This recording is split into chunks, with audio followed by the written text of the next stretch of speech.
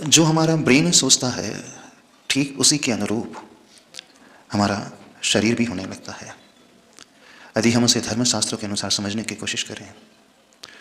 जो व्यक्ति जितना बड़ा साधक होता है, निर्विकल्प दशा में आनंद में रहता है, उस व्यक्ति का शारीरिक स्वास्थ्य बहुत अच्छा होता है, उस व्यक्ति का पाचन तंत्र बड़ा अच्छा होता है। ज्ञानानु ग्रंथ को यदि हम उठा करके देखें, आचार्य प्रवर सुखचंद्र स्वामी जी ने लिखे हैं। वे कहते हैं जो बड़ा साधक होता है, योगी होता है, निर्विकल्प और आनंद में रहने वाला होता है, उसकी एक विशेषता, उसका एक लक्षण है जिससे हम उसकी पहचान कर सकते हैं, और एक बड़ा आसान लक्षण है कि वो जो भी आहार ग्रहण करते हैं, भोजन करते हैं, प्रायः सभी पचा लेते हैं, और उसमें जो वेस्ट निर्मित होता है, मल, बहुत अल्प मात्रा में पैदा होता है। जो व्यक्ति जितना उलझनों में फंसा हुआ रहता है, जितना तनावग्रस्त चिंता में फंसा हुआ रहता है, उसका एक लक्षण होता है, उसका डाइजेस्टिव सिस्टम उतना ही वीक होता है, कमजोर होता है। उस ज्ञानानु ग्रंथ में बड़ी अच्छी पहचान बताई गई, महायोगी की पहचान अल्प पुरेश वाला, पुरेश का अर्थ है मल। जब ये प्रसंग पढ़ने में आया तो बड़ा अजीब सा लगा कि हम उन तपस्वी और योगी की बात कर रहे हैं, ऋषि मुनि की बात कर रहे हैं, उत्तम साधक की बात कर रहे हैं। साधना तो परिणामों के ऊपर आधारित होती है ना। साधना भावों के ऊपर आधारित होती है।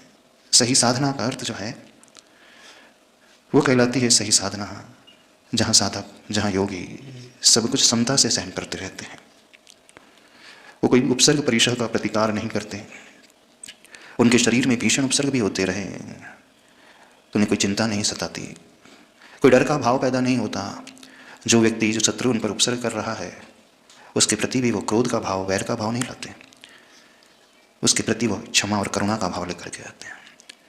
सही साधक की पहचान तो जो होती है जिसने अपने समस्त कषायों को जीत लिया, जो अहम से कभी भरते नहीं हैं, जो एकदम विनयशील, विनम्र होते हैं, डाउन टू अर्थ होते हैं, जिनके मन में कोई छल कपट का भाव नहीं, कोई प्रदर्शन का भाव नहीं, कोई ख्याति पूजा लाभ का भाव नहीं, कोई दिखावे का भाव नहीं, जिनके मन में कोई तृष्णा का लोभ का भाव नहीं, जुड़ने का भाव नहीं, जो समस्त क्रोध, मान, माया, लोभ और अन्य कषायों को जीतने वाले, वो साधक माने जाते हैं।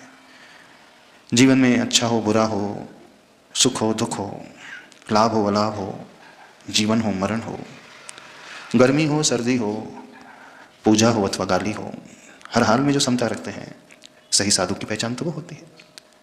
अरि मित्र महल मसान कंचन, कांच निंदन ततीकरण, अर्घावतारण असी प्रहारण में सदा समता धर्म।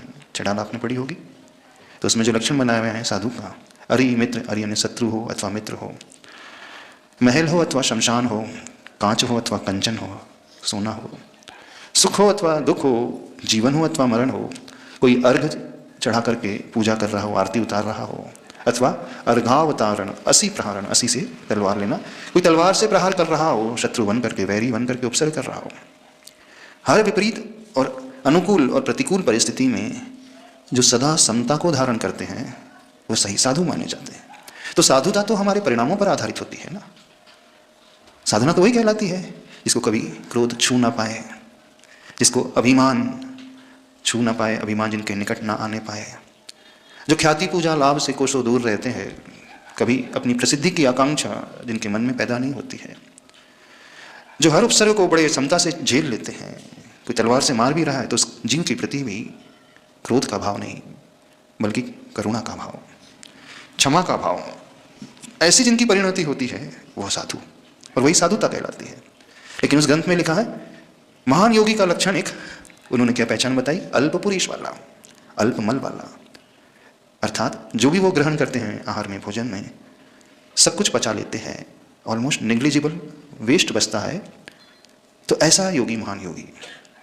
और शरीर के स्वास्थ्य से और महायोगी के पहचान में, दोनों में तो जमीन आसमान का अंतर हो सकता है, होना चाहिए, क्योंकि कई ऐसे भी महामुनि होते, योगी होते हैं जो बीमार भी रह सकते हैं, पर नहीं, उन्होंने कहा हम कैसे पहचाने, तो बोले उनकी सोच से पहचान सकते हो, मन से पहचान सकते हो। और आयुर्वेद में जो कुशल वैद्य होता है वो रोग का निदान कैसे करता है।